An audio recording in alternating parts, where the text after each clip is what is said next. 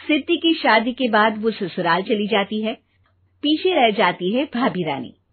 सिद्धि के ससुराल जाते ही भाभी कहती है, अरे वाह जी वाह, सारे कपड़े मेरे।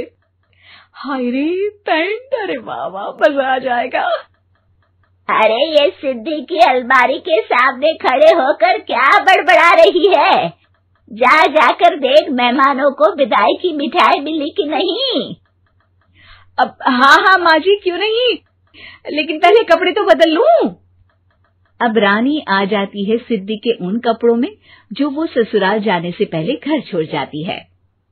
अरे रानी, कुछ दिन रुक जाती। अरे ये तो सिद्धि बिटिया को मैंने ही दिया था, बड़ा ही फबता था उस पर, तुझ पर तो कुछ खास नहीं लग रहा। अब वो ना मेरे सारे कपड़े गीले थे तो सोचा पहन लूं।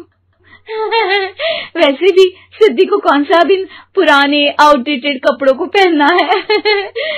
वैसे भी ये सूट तो मैंने तभी पहना था, वैसे खास है भी नहीं ये।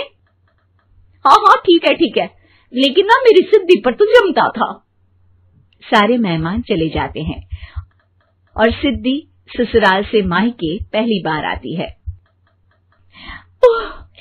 अपना घर, अपना कमरा, अपनी अलमारी। ये बोलकर जैसे ही सिद्धि अलमारी खोलती है तो सामने उसके कपड़ों की जगह कुछ और ही रखा होता है। माँ, जरा कमरे में तो आना। सास और रानी वहां पहुंच जाते हैं। रानी ने पहनी होती है सिद्धि की जींस और टी शर्ट। अरे भाभी, ये क्या? ये तो मेरी बड़ी ही महंगी टी शर्ट है, इसे आपने घर में क्यों पहनी है? अरे बहुत मिलती है दीदी ये चौक की मार्केट में, 150 में।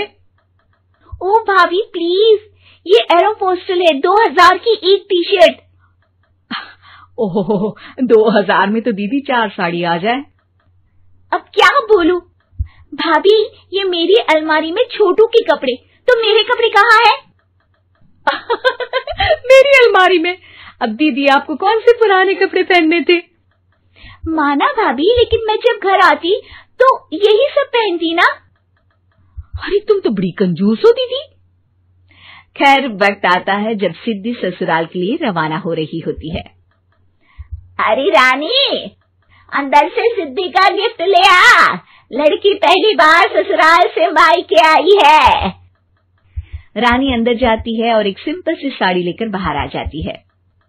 ये लीजिए माँ जी। सास बेटी को गिफ्ट देकर ससुराल भेजती है। अगले दिन रानी एक सुंदर सी साड़ी पहनकर सामने आती है। अरे रानी, ये तो वो साड़ी है जो मैंने सिद्धि को देने के लिए दी थी जब वो ससुराल ले जाती, लेकिन ये तूने कैसे पहन ली? अरे माँ जी, ये साड़ी तो मुझे बहुत पहले से ही पसंद थी, लेकिन चिंता ना करिए, मैंने सिद्धि के लिए भी अच्छी सी साड़ी दी है। हाँ। तभी सिद्धि का फोन आता है। क्या माँ, कुछ अच्छा तो दिया होता ससुराल ले जाने के लिए। अरे पहले दिखा दिया होता।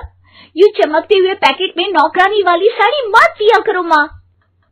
अरे बेटे, वो तेरी भाभी ने ना गलती से उससे पैकेट बदल गया। हाँ, मैं कल ही तेरे भाई के हाथ से तेरा वाला पैकेट भेज दूंगी।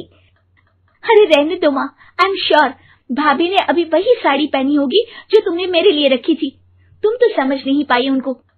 खैर छोड़ो, मैं ज्यादा बोलती अच्छी नहीं लगती, रहने दो, आपको उन्हीं के साथ रहना है, फिर बात करेंगे।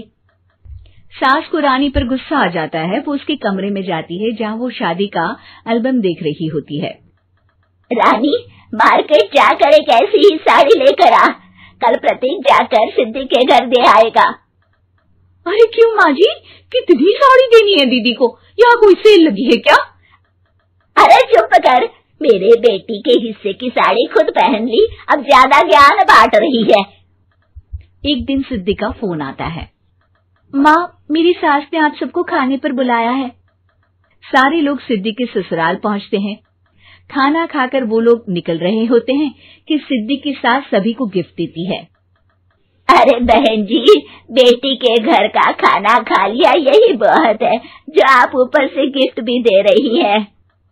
अरे बहन जी, आप भी कहाँ इन बातों पर विश्वास कर रही हैं। सास सभी को गिफ्ट देती है, लेकिन रानी को जो साड़ी देती है वो अजीब सी हरे रंग की लाल रंग के बड़ी छाप वाली होती है। अरे छी, ये कौन पहनेगा? सासू माँ को तो जरी वाली इतनी सुंदर, और मेरे लिए ये नौकरानी वाली।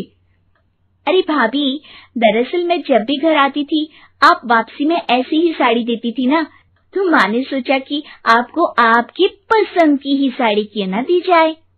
बेचारी रानी, बोलती भी तो क्या। सिद्धि और सास रानी का चेहरा देखकर हंसने लगती है, तो रानी समझ जाती है कि अपने ही बिछाए जाल में वो फंस चुकी है।